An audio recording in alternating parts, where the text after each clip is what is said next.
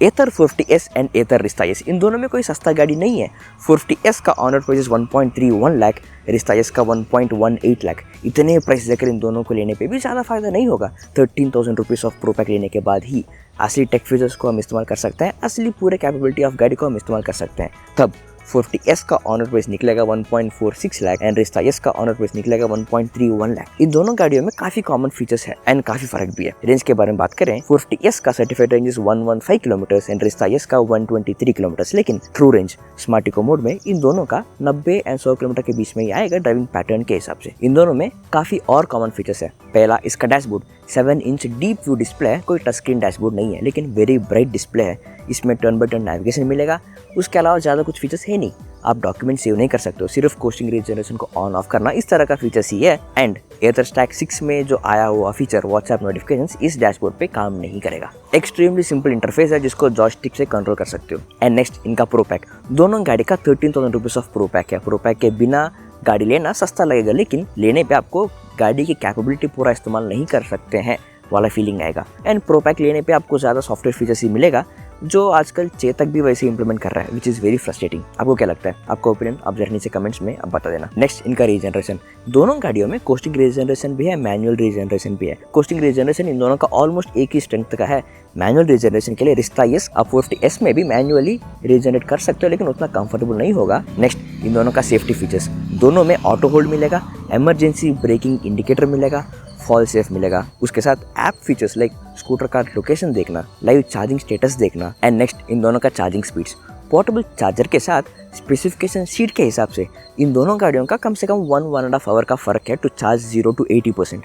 लेकिन practical day में आपको ज़्यादा फील नहीं होगा, बिकॉज आप एनीवे इन दोनों गाड़ियों को रात भर चार्जिंग लगाने वाले हो, तो it won't make a difference. Fast chargers भी है इन दोनों के लिए, विच विल कॉस्ट 1 रुपी पर मिनट एंड एवरी 10-15 मिनट के लिए कम से कम 10 किलोमीटर ऑफ रेंज आपको ऐड हो जाएगा। अब बहुत सारा कॉमन फीचर्स है, लेकिन 15,000 का प्राइस डिफरेंस क्यों है? ऐसे फीचर्स जो सिर्फ रिस्ता एस में है। पहला, इसका परफॉर्मेंस वेरी सॉफ्ट एक्सेलरेशन है। इस गाड़ी के साथ सिर्फ 2 ड्राइविंग मोड्स मिलेगा, smart eco and zip mode. Simple, दोनों में वेरी सॉफ्ट एक्सेलरेशन है, आपको कोई भी जग होगा ही नहीं। 80 km/h is a top speed in zip mode. Smart eco mode में आपको रेंज ज़्यादा मिलेगा, लेकिन आफ्टर अ पॉइंट आपको स्मार्ट इको मोड में उतना मज़ा नहीं आएगा, क्योंकि जैसे ही आप एक्सेलरेट करोगे ना, गाड़ी का पावर रेस्ट्रिक्ट हो जाएगा। आपको लगता है कि गाड़ी का कैपेबिलिटी है, लेकिन आप बहुत धीरे ड्राइव कर रहे हो without any acceleration and the power. तो आपको धीरे धीरे लगता है कि इससे अच्छा जिप मोड में ही खुद धीरे चलाना एंड स्पीड चलाना भी आप सीख लोगे। तो आपको inside city very softer acceleration चाहिए, कोई जर्क के बिना, तो है रिस्ता एस। नेक्स्ट, इस गाड़ी का seat comfort. Very broad huge seats है, वेरी कंफर्टेबल सीट्स है। रोड गंदा हो, स्पीड ब्रेकर्स भी हो, अगर आप वेरी कंट्रोल्ड स्पीड में आप चला रहे हो, मतलब 40-50s में आप चला रहे हो, you will have very comfortable ride. उससे थोड़ा स्पीड ज़्यादा चलाएंगे तो स्पीड ब्रेकर्स पे, पॉटहोल्स पे, फ्रंट सस्पेंशन थोड़ा हार्ड फील होगा। फॉर इनसाइड सिटी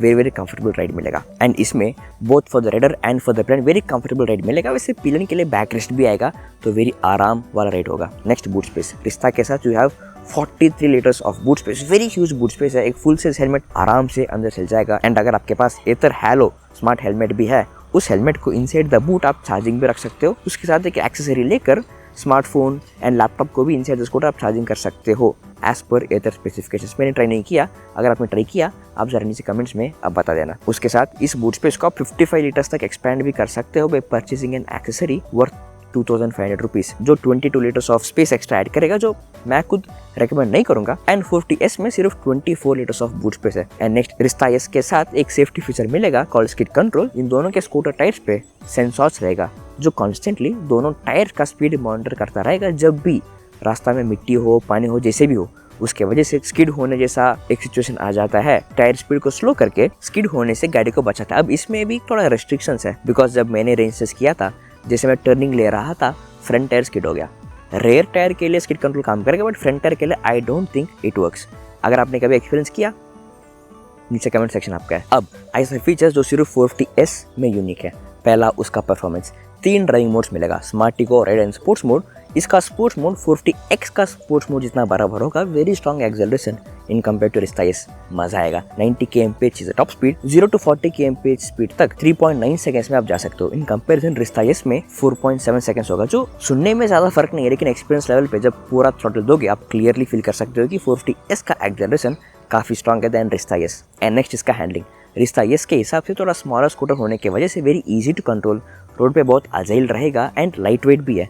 रिस्ता एस के हिसाब से ऑलमोस्ट 10 किलोस कम वेट है, तो you will have very good control on the road. And next इसका ब्रेकिंग। 450S में फ्रंट एंड बैक दोनों डिस्क ब्रेक्स है, लेकिन फॉर रिस्ता फ्रंट डिस्क ब्रेक है, रेयर ड्रम ब्रेक है। मतलब अचानक ब्रेक मारना है, स्ट्रॉन्गर ब्रेकिंग चाहिए तो आपको 450S बहुत काम आएगा। वैसे इसके साथ कोई मैजिक ट्विस्ट भी नहीं है, विच मीन्स कोई लर्निंग कर्व नहीं है। वैसे मैनुअल रीजनरेट करना है तो एक्सेलरेटर को दूसरी तरफ घुमाओगे तो मैनुअली आप रीजनरेट कर सकते हो। वैसे जब चार्ज कम होगा फास्ट चार्जेस तो है ही। नेक्स्ट इसका suspension. Front telescopic and rear monoshock suspension मिलेगा, रिस्ता एस में भी वही है, लेकिन मेरे एक्सपीरियंस में 450S का सस्पेंशन थोड़ा ज़्यादा स्ट्रॉन्गर लगा था। जैसे स्पीड 40 एंड 50 क्रॉस हो जाएगा, रिस्ता एस में फ्रंट का सस्पेंशन थोड़ा सा स्टिफ ऐसा फील होगा, लेकिन 450S में वेरी कंफर्टेबल राइड था at 70-80 km speed also. Next इसका seat comfort. Very comfortable posture है ऑन 450S।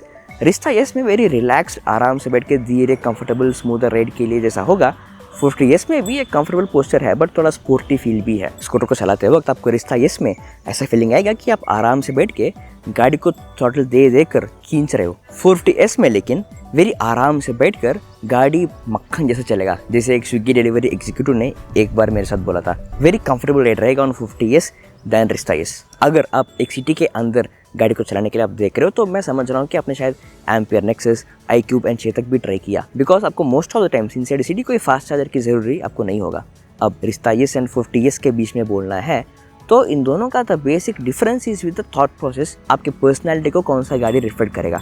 रिस्ता एस ऐसा गाड़ी है जिसमें वेरी सॉफ्ट एक्सेलरेशन, वेरी आराम से एक रिलैक्स्ड राइड के लिए, रोड खाली हो, ट्रैफिक हो, कोई फर्क नहीं पड़ता, आप आराम से जाओगे, 40s एंड 50s में ही जाओगे विदाउट फुल थ्रॉटल एक्सेलरेशन। थोड़ा बल्कि स्कूटर होने की वजह से स्मॉल गैप्स में, छोटे छोटे गलियों में गाड़ी को कॉन्फिडेंटली आप लेके जा नहीं सकते हो।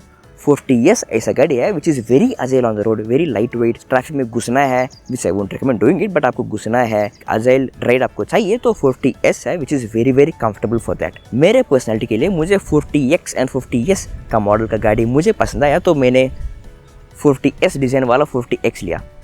आपके पर्सनैलिटी को आपको कौन सा गाड़ी सूट करेगा, रिस्ता एस और 50S। And by the way EV गाड़ी लेना है, ईवी इंडस्ट्री के बारे में समझना है तो बिगेस्ट प्रॉब्लम यही है to keep updated about the latest information and the latest news. आपको हर रोज़ हर छोटी चीज़ के लिए ब्राउज करके देखना पड़ेगा and multiple articles, multiple videos देख के आपको समझना पड़ेगा। मेरे पास एक आइडिया है, वीकली वंस एक कंप्लीट रिपोर्ट और कंप्लीट न्यूज़ और अपडेट्स अबाउट ईवी इंडस्ट्री, क्या क्या न्यू इन्फॉर्मेशन है, क्या क्या सब्सिडीज़ है, क्या क्या न्यू फीचर्स, न्यू लॉन्चेस हुआ है, सारा इकट्ठा करके straight two point information and analysis without wasting any time in the video. अब इस आइडिया आपको कैसा लगा? अगर इसको एग्जीक्यूट करने के लिए आपके पास कोई बेहतर आइडियाज़ और सजेशंस है, आप ज़रा नीचे कमेंट्स में आप बता देना and please do subscribe to not miss those videos.